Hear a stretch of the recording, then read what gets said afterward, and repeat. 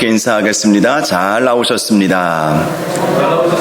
성도님이 계셔서 든든합니다. 사랑하고 축복합니다. 네, 감사합니다. 오늘은 누가복음 6장 46절에서 49절 말씀 함께 나누겠습니다. 말씀과 기도의 관계, 말씀과 기도의 관계라는 제목으로 말씀의 은혜를 함께 나누겠습니다. 미국의 스탠리 팜이라고 하는 유명한 사업가가 있습니다. 그는 사업에 아주 큰 성공을 한 사람이었습니다. 그가 사업을 처음 시작했었을 때에 하나님께 이렇게 기도를 했습니다. 하나님, 저는 이 사업을 통해서 하나님께 영광 올려드리고 싶습니다. 이 사업을 통해서 저의 가장 좋은 것으로 하나님을 섬기고 싶습니다. 그렇게 한 평생을 살고 싶습니다. 그런데 어떻게 해야 이 사업에 성공할 수 있겠습니까? 그 방법을 가르쳐 주십시오. 이렇게 기도하고 이 사업을 시작하게 된 것이죠. 그러자 하나님께서 그 기도에 응답하여 주셨습니다. 네가 정말로 사업에 성공하고 싶으면 너는 평생 종업원의 마음으로 일해야 한단다. 이렇게 감동을 주신 거예요. 주님께서 음성을 들려주신 것이죠. 그래서 그는 이 하나님께서 주신 이 말씀, 이 음성을 그의 사업의 좌우명으로 삼게 되었습니다. 나는 종업원이다. 이 회사의 주인은 하나님이시다. 늘 이런 마음으로 사업에 임하게 되었다는 것입니다. 자, 종업원은 주인이, 사장이 말하는 대로 해야 되지 않겠습니까? 자, 그래요. 그래서 이 모토가, 이 좌우명이 나는 종업원이다. 하나님의 주인이시다. 그래서 늘 하나님 앞에 기도하고 하나님께서 말씀하여 주시는 대로, 하나님께서 지혜 주시는 대로 하나님의 응답이 있을 때까지 기다리면서 기도하면서 하나님의 말씀을 통해서, 하나님의 음성을 통해서, 성령께서 주시는 지혜와 감동을 통해서 사업을 해나가게 되었고, 결과적으로 사업이 크게 성공하게 되었다라고 합니다. 자, 오늘 본문 말씀을 보면 너희는 나를 주여 주여 하면서도 어찌하여 내가 말하는 것을 행하지 아니하느냐, 이렇게 말씀하고 있어요. 자, 주여 주여 이렇게 부르기는 하지만 정작 하나님께서 원하시는 것은 하지 않는다. 우리 주님께서 원하시는 것, 그것은 하지 않는다는 것입니다. 어떤 분이 천국에 갔는데 진짜로요, 이런 일은 없었겠지요. 다 입술만 있더래요. 그래서 하나님께 물어보았다고 합니다. 하나님, 왜 이렇게 입술만 있지요? 그랬더니 하나님께서 하시는 말씀이 말은 잘하는데 몸이 안 움직여, 이렇게 말씀을 하시더래요. 말만 번지르르하게 하는 이 그리스도인들을 빗대서 나온 예화가 아닐까 싶습니다. 여러분, 주여 주여 하는 것은 결코 잘못된 것이 아니죠. 우리가 주님의 이름을 불러야 하지 않겠습니까? 우리는 주님의 이름을 부르라고 주님께서 말씀하여 주셨기 때문에 주여 주여 부르는 것은 결코 잘못된 것이 아닙니다. 그런데 주님께서 지적하시는 것은 주여 주여 하기는 하지만 내가 말하는 것을 너희들은 행하지 아니한다. 내가 너희에게 말해준 그 말씀에 너희들은 어찌하여 순종하지 아니하느냐. 주여 주여 하면서 하나님을 찾고 하나님께 기도할 줄은 알지만 하나님께서 주신 말씀에 순종하지는 않고 있음을 말씀하고 있는 것입니다. 이 평행 본문이 마태복음 7장 21절 이하의 말씀인데요. 이 말씀을 보면 더 구체적으로 이 말씀의 상황이 어떤 상황인지 우리에게 알려주고 있습니다. 7장 21절을 보니까 나더러 주여 주여 하는 자마다 다 천국에 들어갈 것이 아니요 다만 하늘에 계신 내 아버지의 뜻대로 행하는 자라야 들어가리라. 주여 주여 한다고 해서 천국 들어가는 것이 아니라는 것입니다. 하늘에 계신 아버지의 뜻대로 행할 때에 천국에 들어갈 수 있다, 이렇게 말씀하는 것입니다. 오늘 새벽에도 나눈 말씀인데요. 누가 주의 장막에 머무르며 누가 주의 성산에 살 수 있겠습니까? 누가 주의 장막, 주의 성산에 살 수 있겠습니까? 주의 장막에 머무른다, 주의 성산에 산다는 것은 하나님의 임재를 경험하고 천국의 삶을 산다는 의미를 가지고 있는 것이죠. 그런데 누가 그러한 삶을 살 수 있겠는가? 누가 주의 장막에 머무를 수 있고 누가 주의 성산에서 살 수 있을까?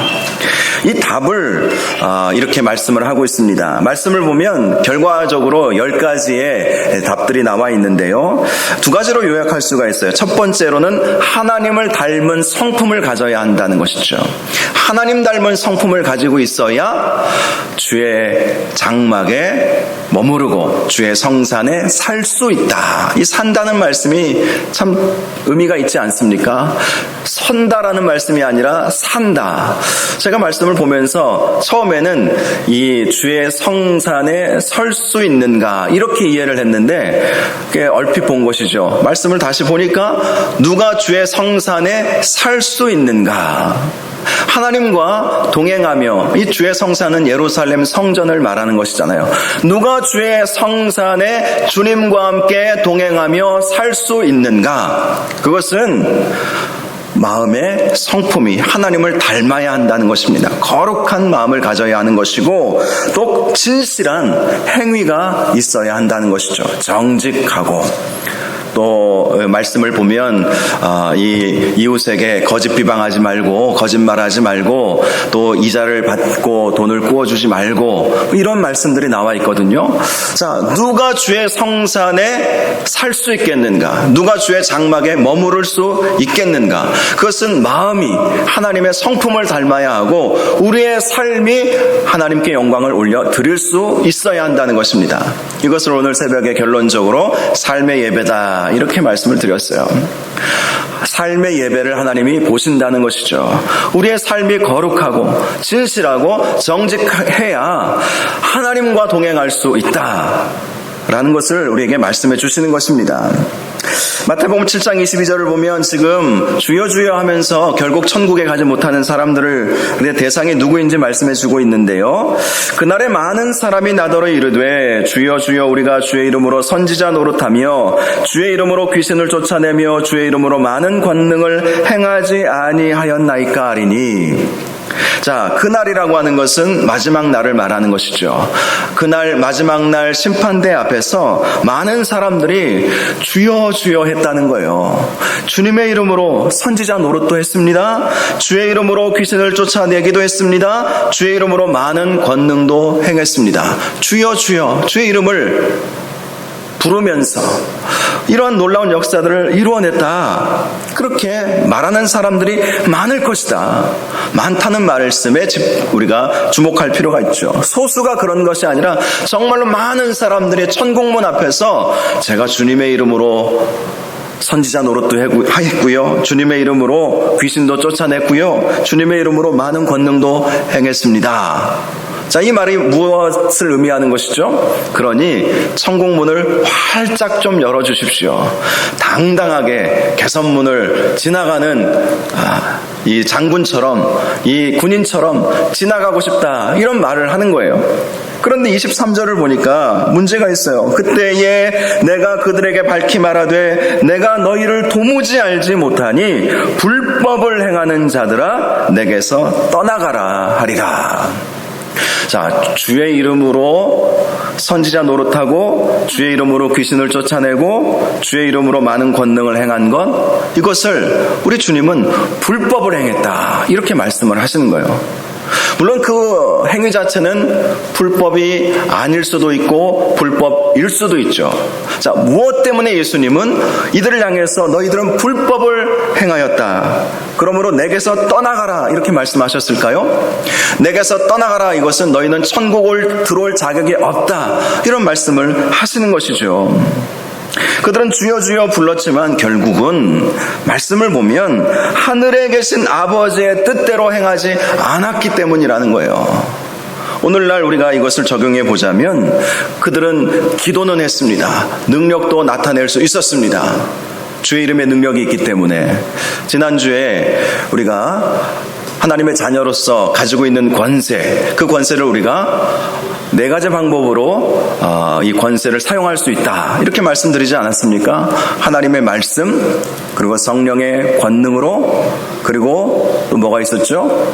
4가지가 있었는데 한 가지가 갑자기 생각이 안 나네요. 4번째가 바로 이 주의 이름으로 이렇게 선포하면 귀신도 나가고 역사들이 일어난다고 분명히 말씀하시지 않았습니까? 그래서 주의 이름으로 행한 거예요. 자, 이렇게 행위는 있었고 또 역사들도 나타났었고 주여 주여 부르는 기도도 있었어요. 그런데 그들은 결코 천국에 들어올 수 없다고 말씀하신 이유가 무엇이냐? 그것은 바로 하늘에 계신 내 아버지의 뜻대로 하지 않았다라는 것입니다. 그것이 바로 오늘 본문 46절이에요. 너희는 나를 불러 주여 주여 하면서도 어찌하여 내가 말하는 것을 행하지 아니하느냐. 자, 주님께서 하신 그 말씀에 순종하지 않았다라는 것이죠. 주님께서 하신 그 말씀에 집중하지 않았다라는 것입니다. 47절을 보면 이렇게 말씀합니다. 내게 나와 내 말을 듣고 행하는 자마다 누구와 같은 것을 너희에게 보이리라. 자, 이 말씀을 보면 주님께서 정말 원하시는 것이 무엇인지 더 구체적으로 우리에게 말씀해 주고 있죠. 내게 나와 내 말을 듣고 행하는 자라는 것입니다. 내게 나와 내 말을 듣고 행하는 자, 그들이 바로 아버지의 뜻대로 행하는 사람이다. 그들은 주여 주여 하면서 이 마지막 심판대 앞에서 우리가 이러이러한 일들을 행했나이다. 그렇지만 그들은 쫓겨났다고 말씀하지 않습니까? 이렇게 쫓겨나지 않는 사람들이 누구냐면 바로 내게 나와 내 말을 듣고 행하는 자. 이런 사람들이 천국 문 앞에서 쫓겨나지 않는다. 이런 말씀을 하시는 거예요. 자, 3가지 말씀을 하고 있죠. 먼저 주님께 나와야 한다는 것이죠. 주님께 나와야 한다. 주님 앞에 나와야 한다. 이 주님께 나온다는 것은 주님께 마음을 집중하고 주님께 예배하고 주님께 기도한다는 의미를 가지고 있는 것이죠. 하나님과의 관계가 올바로 되어 있는 사람이어야 한다. 이런 말씀을 하는 것입니다. 주님께 나온다. 어떻게 나오겠습니까? 겸손한 마음으로, 회개하는 마음으로, 주님을 사모하는 마음으로 나오는 것을 말하는 것이죠. 주님을 바라보면서 나오는 것입니다. 기도의 사람, 고아들의 아버지로 알려진 조지 뮬러 목사님이 이런 말을 했어요. 하나님보다 앞서지 말아라. 성령보다 앞서지 말아라. 기도보다 앞서지 말아라. 조지 뮬러 목사님은 이 좌우명을 가지고 이 좌우명을 그대로 실천했죠. 어떤 일이든지 하나님보다 앞서면 안 되는 거예요. 하나님과 나의 관계가 어떤 관계인가? 하나님은 경배의 대상이고 우리는 그 앞에 순종의 대상이라는 사실을 기억하고 하나님 앞에 그런 마음으로 나아와야 한다는 것입니다. 하나님보다 앞서면 안 되는 거예요. 성령께서 무슨 말씀을 하시는지 그 음성을 들을 수 있어야 하는 것입니다. 어떤 일을 시작하든지 충분히 기도 먼저 시작해야 한다는 것입니다. 그럴 때에 하나님께서 기뻐하시는 일을 하는 것입니다. 이렇게 하나님 앞에 먼저 나와 기도하지 아니하면 결국 내 생각대로 할 수밖에 없잖아요. 내가 보기에 좋은 대로, 내 소견에 옳은 대로. 이 사사기 시대의 특징이고 오늘날 현대사회의 특징 아닙니까? 내 생각에 옳은 대로 우리가 해오지 않았습니까? 그것은 아무리 선한 일이고 아무리 귀신을 내어쫓고 많은 권능을 행한 일이었고 주님을 부르는 일이었을지라도 불법이다. 우리 주님께서 그렇게 말씀을 하시는 것입니다. 주님께 나와야 하는 거예요. 먼저 주님 앞에 나와야 하는 거예요. 주님께 예배하고 주님께 기도하고 주님께 이 예배자의 모습으로 주님 앞에 먼저 나와야 한다. 두 번째, 주님의 말씀을 들어야 한다. 주님께 나와 그의 말씀을 들어야 한다. 우리가 행하는 어떤 행위의 전제 조건은 하나님의 말씀을 듣고 난 후에 행해야 한다는 것입니다. 앞에서 말씀드린 조지 뮬러 목사님이 대표적인 예이죠. 그는 5만 번 기도응답을 받았다고 이렇게 책에도 소개되어 있지 않습니까? 5만 번 기도응답 받은 사람 조지 뮬러라고 하는 그런 책이 나와 있어요.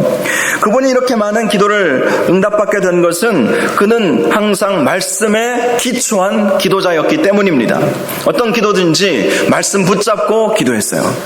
그래서 어떤 때는요 밤새도록 그 기도 제목에 맞는 말씀을 찾고 난 후에야 기도를 시작했다고 합니다. 그냥 기도하지 않았어요. 우리가 덮어놓고 기도하자, 이런 말은 사실은 불법인 거예요. 하나님 보시기에 불법인 거예요. 말씀 붙잡고 기도하는 거예요. 그게 응답이 가장 빠른 것이죠. 그렇습니다. 주님께 나와 주의 말씀을 듣는 것, 이것이 하나님 보시기에 합법이라는 것입니다. 세 번째는 그 말씀을 들은 이후에 행하라, 이렇게 말씀하고 있어요. 말씀을 듣고 행하는 것과 말씀을 듣지 않고 행하는 것은 천지 차이입니다. 말씀을 듣고 행할 때에 그 행함은 나의 행함이 아니라 하나님께서 말씀하신 것에 대한 순종이기 때문에 그 행함은 하나님께 영광 올려드릴 수 있는 행함이죠. 말씀 듣지 않고 행할 때에는 큰 위험이 있습니다. 그것은 내가 내 생각에 옳은 대로 했던 것이기 때문에 잘 될 때도 분명히 있겠죠. 그러면 교만에 빠지기가 아주 쉽습니다. 그래서 하나님은 말씀하시는 거예요. 말씀을 듣고 행하라. 자, 주님께 나와 기도하고 또 주님의 말씀을 청종하고 그 말씀에 순종하라, 이렇게 말씀을 하는 것입니다. 주님께 기도하고 말씀을 듣고 그 말씀에 순종하는 것, 이것이 우리에게 필요하다라고 말씀을 하시는 것입니다. 그래서 바로 그렇게 주님께 나와 말씀 듣고 그 말씀에 순종하는 사람들이 바로 반석 위에 집을 지은 사람과 같다라고 하신 말씀이 오늘 본문의 말씀인 거예요. 49절을 보십시오. 집을 짓되 깊이 파고 주추를 반석 위에 놓은 사람과 같으니 큰 물이 나서 탕류가 그 집에 부딪히되 잘 지었기 때문에 능히 요동하지 못하게 하였다, 이렇게 말씀하고 있습니다. 주님께 나와 주님의 말씀을 듣고 행하는 사람은 집을 짓되 먼저 깊이 파는 사람, 그리고 그 주추를 반석 위에 놓는 사람이다, 이렇게 말씀을 하시는 것입니다. 말씀이 반석인 것이죠. 그 말씀 위에 깊이 주추를 놓아서 여러 가지 이 풍파가 큰 물이 온다 할지라도 결코 그 집이 쓰러지지 아니한다, 이렇게 말씀을 하시는 것입니다. 이 예수님의 비유는 팔레스타인 지역의 기후에 의한 건축 양식을 그대로 말씀해 주신 것입니다. 팔레스타인 지역은요 건조한 지역이죠. 주로 사막 지역이라고 하지만 짧은 우기 기간이 있습니다. 비가 많이 내리는, 그야말로 폭우가 쏟아지고 사나운 폭풍이 몰아치는 때가 있어요. 그래서 집을 지을 때는 땅을 깊이 파지 않으면 우기 때 다 그냥 무너져 버리는 거예요. 그래서 땅을 깊이 파고 주추를 반석 위에 세우는 것이 팔레스타인 지방에 집을 짓는 건축 방법이었던 것입니다. 마찬가지로 주님께 나와 주의 말씀을 듣고 행하는 것이야말로 땅을 깊이 파는 것이고 주추를 반석 위에 놓는 것이다. 그래야 우리가 흔들리지 않는 신앙생활을 유지할 수 있다는 것입니다. 반면에 49절을 보면 듣고 행하지 아니하는 자는 주추 없이 흙 위에 지은 사람과 같으니 탕류가 부딪힘에 집이 곧 무너져 파괴됨이 심하니라. 즉 주님께 나와 말씀을 듣고 그 말씀에 순종하지 않는 사람들은 그냥 흙 위에 집을 짓는 사람이기 때문에 탕류가 부딪힐 때에 집이 무너져서 파괴됨이 심하다. 이 집이라고 하는 것은 우리 육신의 장막, 우리 영혼, 우리의 생명을 말하는 것이죠. 결국 누가 끝까지 흔들리지 않는 믿음을 유지할 수 있는 것인가? 그것은 바로 주님의 말씀에 귀를 기울이고 그 말씀에 순종하는 사람. 그 사람이 기도할 때 하나님께서 그 기도를 들으시고 역사하여 주신다. 이것을 지금 말씀하고 싶으신 것입니다. 그래요. 오늘 본문의 주제는 이거예요. 말씀과 기도는 결코 분리될 수 없다는 것이죠. 마치 동전의 양면과 같습니다. 한 면이 없어지면 동전의 가치가 사라져버리는 것 아니겠습니까? 말씀과 기도, 우리가 주여 주여 할 때에 주님께서 말씀하시는 것, 주여 주여 기도는 하는데 왜 말씀에 순종하지 않느냐? 왜 말씀에 집중하지 않느냐? 말씀을 들으려고 하지 않느냐? 지금 예수님께서 하신 말씀이 바로 이거예요. 주여 주여 하지만 왜 말씀에는 관심을 갖고 있지 않느냐는 거예요. 디모데전서 4장을 보면 우리가 말씀과 기도로 거룩하여진다. 이 말씀과 기도는요, 그래서 많은 분들이 이런 말을 하잖아요. 신앙생활의 두 기둥이다. 한 기둥이 흔들리면 집이 온전히 세워질 수가 없습니다. 그래요. 이 반석 위에 세운 집의 비유처럼 두 기둥이, 한 기둥이라도 무너지면 그 집은 온전히 세움을 받을 수가 없어요. 언젠가 쓰러져 버리죠. 기도가 약하면, 말씀은 강한데 기도가 약하면 문제가 생길 수 있다는 거예요. 또 기도는 강한데 말씀이 약하면, 말씀은 강한데 기도가 약하면, 이 둘의 균형을 제대로 잡지 아니하면 필히 그 집은 무너질 수밖에 없다라는 것입니다. 그래서 우리가 기억해야 할 것은 말씀과 기도의 균형을 갖추어야 한다는 거예요. 주여 주여 하는 것 정말 중요한 일입니다. 그러나 주님께서는 덧붙여서 우리에게 말씀해 주시는 것은 내 말을 듣고 순종하라, 이 말씀을 하시는 거예요. 그런 사람이 흔들리지 않고 그런 사람들이 천국까지 갈 수 있게 된다고 말씀을 하시는 것입니다. 저와 여러분이 이렇게 말씀과 기도의 균형을 갖출 수 있기를 바랍니다. 열심히 하나님 앞에 나와 기도하십시오. 기도하면 하나님께서 역사를 이루십니다. 정말 기도가 중요한 시대에 우리는 살아가고 있지 않습니까? 시험에 들지 않게 기도하라. 주님께서 그렇게 말씀해 주신 것처럼 지금 이 코로나 상황 속에서 얼마나 큰 시험거리가 우리에게 있는지 몰라요. 또 연세가 드시면 드실수록 이 육신이 약해지는 것도 우리에게 시험거리입니다. 마음에는 원이로되 육신이 약하도다. 이 겟세마네 동산에서 예수님께서 제자들에게 가르쳐주신 그 기도의 원리들을 보면 우리가 깨달을 점들이 참 많아요. 나이가 들면 들수록 마음은 원인데 육신이 약해질 때가 많잖아요. 시험에 들지 않게 깨어 기도하라고 말씀하셨는데 시험이 오면 깨어 일어나기가 참 어려워요. 너희가 1시간도 깨어있을 수 없더냐라고 말씀하신 것처럼 1시간 기도하는 것도 사실 너무나도 바쁜 현대인의 삶 속에서 그게 참 어렵습니다. 그런데 겟세마네 동산에서 마지막 십자가 지시기 전에 예수님께서 제자들에게 주신 기도에 대한 마지막 가르침, 1시간도 나와 함께 깨어있을 수 없더냐, 시험에 들지 않게 깨어 기도하라, 마음에는 원이로되 육신이 약하도다, 이런 말씀들. 여러분, 그래서 우리가 정말 기도하는 것이 얼마나 중요한지 모릅니다. 열심히 저와 여러분들이 기도의 자리를 지키시고 간절히 하나님 앞에 기도하셔서 기도의 응답을 받으시기를 바랍니다. 그래서 여러분들의 삶 속에서 귀신이 떠나가고, 선지자 노릇이라고 하는 것은 하나님의 말씀을 선포하는 거예요. 선지자들은 하나님의 말씀을 받아서 그 말씀을 선포하는 사람이 선지자였잖아요. 그래, 하나님의 말씀을 받아 선포하고 또 능력도 행할 수 있기를 바랍니다. 기도 외에는 이런 류가 나갈 수 없다는 말씀처럼 기도해야 역사가 일어나는 거예요. 기도해야 병고침도 있고요, 귀신도 나가버리고요, 사업에 성공도 하고요, 직장에서 인정도 받고요, 또 주님께서 우리에게 맡겨주신 사명도 감당할 수 있는 거예요.